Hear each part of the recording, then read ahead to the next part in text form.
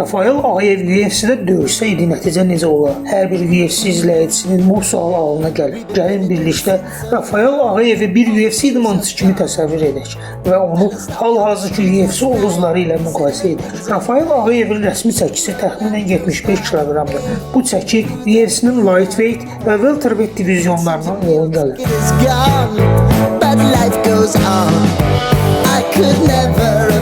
Welterweight bu çəkinin hazırki çempionu Belal Muhammeddir. Burada Kamaru Usman, Leon Edwards, Şafkat Rəhmanov kimi güclü döyüşçülər var. Rafael bu çəki dərəcəsinə çıxış etsəydi, fiziki cəhətdən daha iri döyüşçülərlə mübarizə aparmalı olardı. Fikrincə, UFC üçün Rafael'ə uyğun çəki deyil.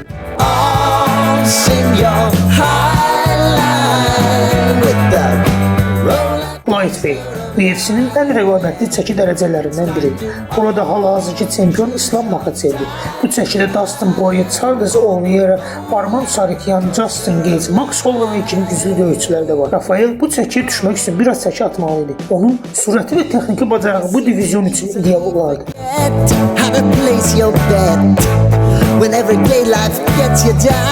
Rafael döyüş meydanında inanılmaz dərəcədə sürətli və insanüstü reflekslərə malikdir. Onun ayaq hərəkətləri, məsafədən döyüşmə bacarığı, partlayıcılığı və ya qısa müddət ərzində ardıcıl və dəqiq zərbələr endirməsi onu digər idmançılardan fərqləndirərdi. Rafael Ağayevin çətinliyi, kripling və BJJ təcrübəsinin az olması olardı. UFC-də döyüşçülər təkcə zərbə ustaları deyil, həm də yaxşı güləşçi və BJJ ustalarıdır. Rafael karate və stand-up döyüşündə üstün olsa da, güclü döyüşçülərə qarşı çətinlik çəkə bilərdi. Xüsusilə güclü clinch döyüşçüləri və güləşçilər ona problem yarada bilərdi. Əgər Rafael Ağayev UFC-də döyüşsəydi, onun müvəffəqiyyət qazanması üçün güləş və BJJ üzərində ciddi şəkildə işləməsi lazım gələrdi. Xüsusilə Lyoto Machida və Steven Thompson kimi karate bazası olan döyüşçülərin UFC-də uğur qazandığını nəzərə alsaq, Rafael də eyni yolu keçə bilər. Əgər lightweight çəkidə çıxış etsəydi, potensial olaraq top ona da daxil ola bilərdi. Güləş və yer döyüşünü inkişaf etdirsəydi, hətta çempionluq uğrunda mübarizə aparmaq şansı da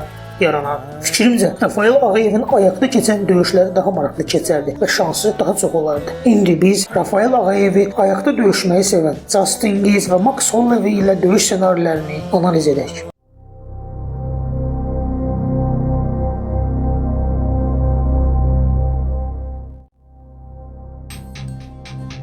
Cədvəldə də göründüyü kimi Rafael Ağayev 167 sm, Max Holloway isə 180 sm boyundadır. Bu boy fərqi çox görünə bilər. Amma düşünürəm ki, bu Rafael üçün problem olmaz. Çünki o, demək olar ki, karyerası boyu özündən daha hündür idmançılarla döyüşüb. Əgər bu döyüş baş tutsaydı, yəqin ki, lightweight divizyonunda olardı. Döyüşün ayaqüstə keçəcəyini təsəvvür etsək, Max Holloway'in üstünlüyü onun boksunda olardı. UFC-də ən yaxşı boksa sahib döyüşçülərdən biri olan Max, nokautçu döyüşçü olmasa da ardıcıl və çoxlu yumruq zərbələri atması ilə tanınır. Eyni zamanda o, UFC-də ən güclü çənəyə sahib idmançılardan biridir. Amma onun çənəsinin İlya Topuria qarşısında aciz olduğunu da görmüşük. Bu döyüşdə Rafael Ağayevin Max Holloway'i nokaut etməsi çətin olardı. Max çox yaxşı dözümlülüyə sahibdir və 5 raundluq döyüşlərdə belə nəfəsini düzgün bölməyi bacarır. Bizim xəyali döyüşümüz isə 3 raundluqdur. Rafael Ağayevin əsas üstünlüyü isə onun inanılmaz sürətidir. Rafael Ağayev o qədər çevikdir ki, bu çeviklik istənilən idmançı üçün böyük problemdir.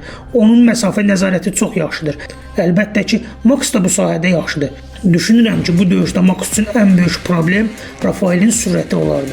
Max Holloway'in Aleksandr Volkanovski ilə döyüşlərini xatırlayıram.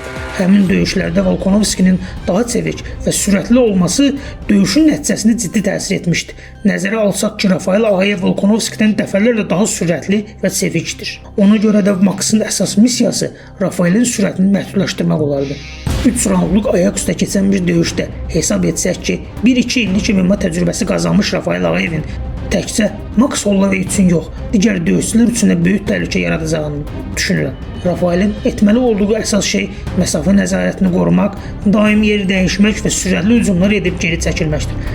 Əgər Rafael 3 raund boyu Max'ın pressinginin qarşısını ala bilsə, döyüşü istədiyi kimi idarə edə bilər. Döyüşün nəticəsinə gəldikdə isə mən Rafael Ağayevin hakimlərin geçdiyi qərarı ilə qalib gələcəyinə inanıram.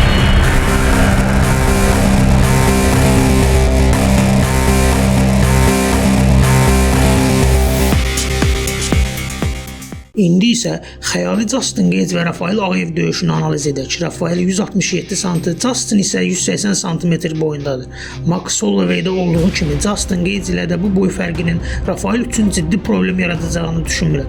Bu döyüş lightweight çəki divizyonunda baş tutmalıdır. Bilindiyi kimi Justin çox ağır əl və ayaq zərbələrinə sahibdir. Məncə Rafael üçün Justin leg kickləri ciddi təhlükə yaradardı. Justin döyüş zamanı qırışmağa meyillidir və qarşısındakı döyüşçünün təzyiq altında salmağı sevir. Rafael Ağayev isə Justinin bu tələsinə düşməməli, döyüş boyu ondan uzaq durmalıdır. Əgər Rafael Ağayev Justin'ın ağır əl və ayaq zərbələrindən qaça bilsə, sürətli hücumlar və geri çəkilmə taktikası ilə raundlar ərzində yaxşı xal toplaya bilər. Fikrimcə Justin ilə döyüş Max Holloway ilə olan döyüşə nisbətən Rafael üçün daha rahat keçərdi. Çünki Rafael geriyə doğru hərəkətlə döyüşməyi də bacarır və öz sürəti ilə Justin hücumlarını neytrallaşdıra bilər.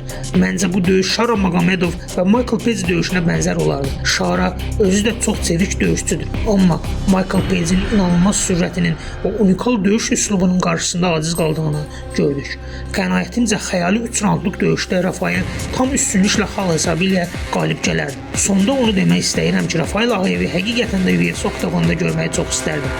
İnanıram ki, UFC-də də Rafael Ağayevin çempionluq kəmərini qaldırmağına şahid olardı.